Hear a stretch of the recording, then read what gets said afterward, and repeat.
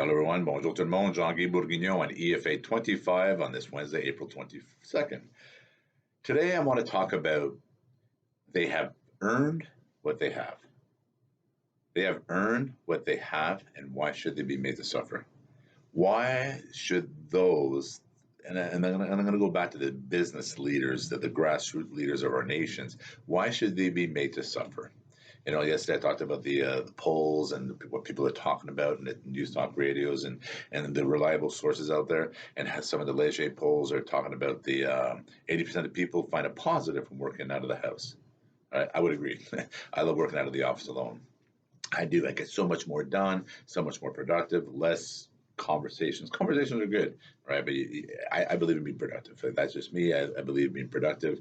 I teach my daughters the difference between being busy and being productive. Two different things, right? And being productive is a good thing. And when you get to work alone, sometimes you get to be more productive.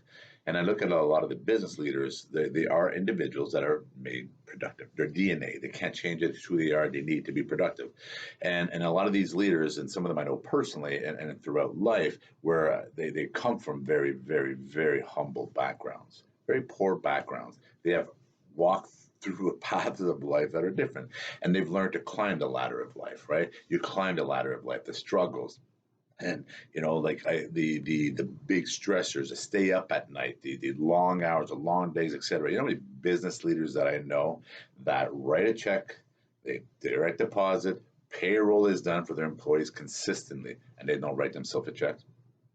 They don't write themselves a paycheck at all. They live on lines of credits for themselves while they're paying out their employees off the company, and that's what a business leader does.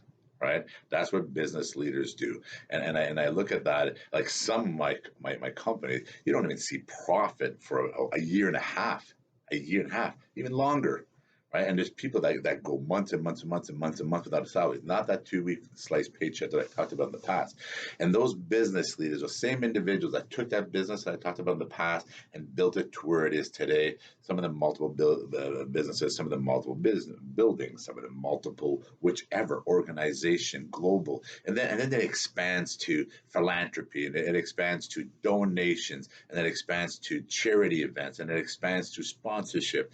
And as business leaders, and I know you're listening out there, how many times have you donated and you start sponsoring and you start giving and they're just more knocks, right? More telephone calls start happening. They all seem to find your number, right? Because they know you're giving and providing and contributors to society and contributors of nations. And the ones that work, I know very successful individuals, the amount of hours they give, the amount of hours that they give and donate their time above and beyond their businesses, above and beyond their families, above and beyond them. They still give time and they don't just sit on the couch and talk about it. They actually walk and do it.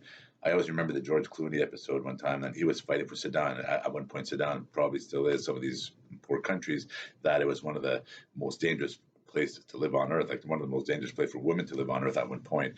And I remember he was talking about money and funds and raising and charities and everybody that he was working to get funds.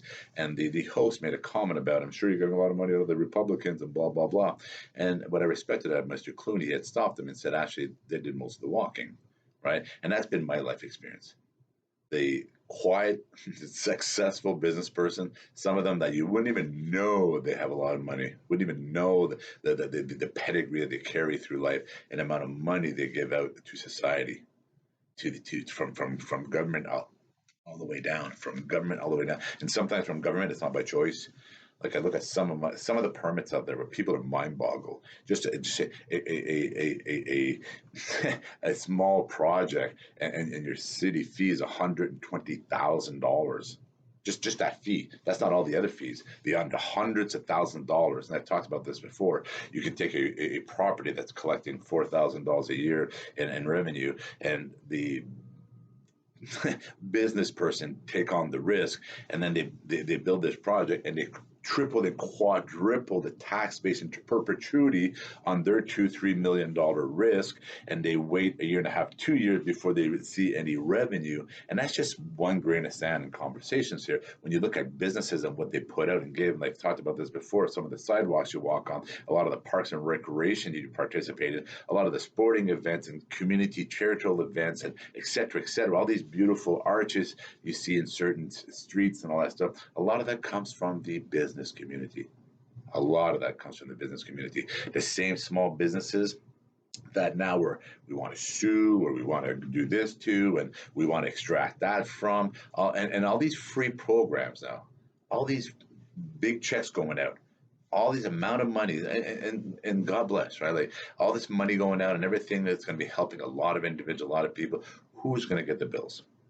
We're all going to pay for this, right? Who's going to get the big chunk of the bills, right? The same people that are going to be sued, the same people that we want to get extract more money from, the same people that like don't care about. Oh, they're rich, they're this, they're that. Every single person that I personally know, I know some that won hospital lotteries. I know some that won small lotteries and that kind of stuff in my lifetime.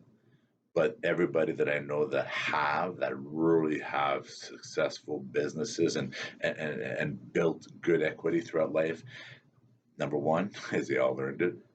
And number two, some of the most generous givers that you wouldn't even know about. You wouldn't even know about. But they take care of those they love and respect. They take care of their community. They take care of their grassroots. They take care of a lot of things. All right. And they're the ones that secretly sign checks. Secretly sign checks. The same ones that, let's go after them. Let's sue them because they didn't do this and didn't do that. At a time when all their staff were pulled away from them by law, and at a time when people can't even go into their facilities, whether it's family members want to take care of family members, by law, right? By quarantine, by this, by that. So all these people that were, their employees were pulled away from them, the resources were pulled away from them, made to close doors, made to completely change their business. Now let's go after them. They didn't do enough. They didn't do enough, right? It's mind-boggling, isn't it? And you look at those businesses, those individuals. I'm going to give you a big anchor, and right in the middle of the ocean, I'm going to say, hold on to this. That's their business.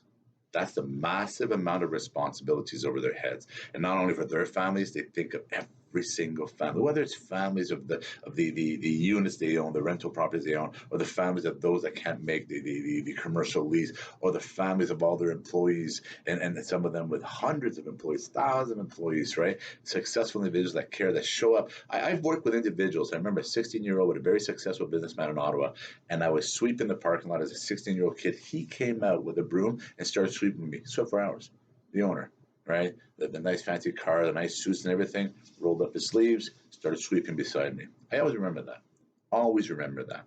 He came outside, the owner, multimillionaire, started sweeping his own parking lot. That taught me a lot of lessons in life that my father echoed through my mind. My mother echoed through my mind. My mother didn't have a dime, but she told me a lot of valuable financial things that stuck with me my lifetime. And those things, those individuals had the same upbringing, the same foundation, same surrounding, and they built themselves up in life. And they built up community businesses that give back. And those same individuals that respect, have a heart.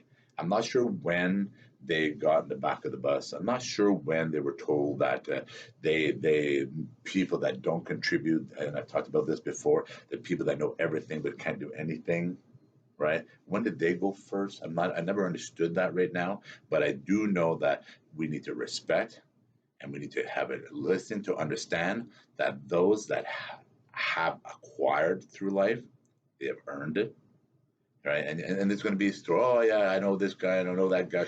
Her mother gave her this. Her mother, big deal.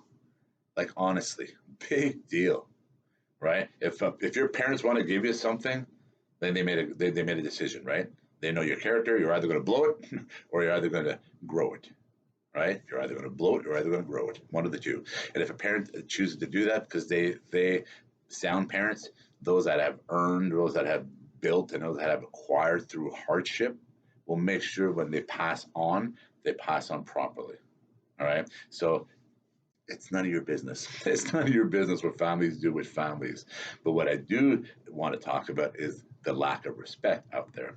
The lack of respect for those that have earned, because they are some of the biggest contributors. Your fireworks during Canada Day, right? All those fireworks you see in Canada Day, a lot of that money comes from the big businesses, the big monsters, right? The big monsters are the big hands in their pocket, always extracting money from their businesses, right? The same people that openly with their heart give out money from charities to sponsorships to community developments, etc., etc.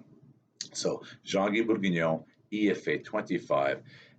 Next time we talk about big business, always remember they are also fathers, they are also mothers, they are also brothers, they are also sisters. They are also the same individuals that had that small business at one time that built it to what it is today. And they are the same individuals. If you were looking at their accounting department, you would see how much more they give, pound for pound, dollar for dollar, percentage for percentage. Jean-Guy Bourguignon, EFA25.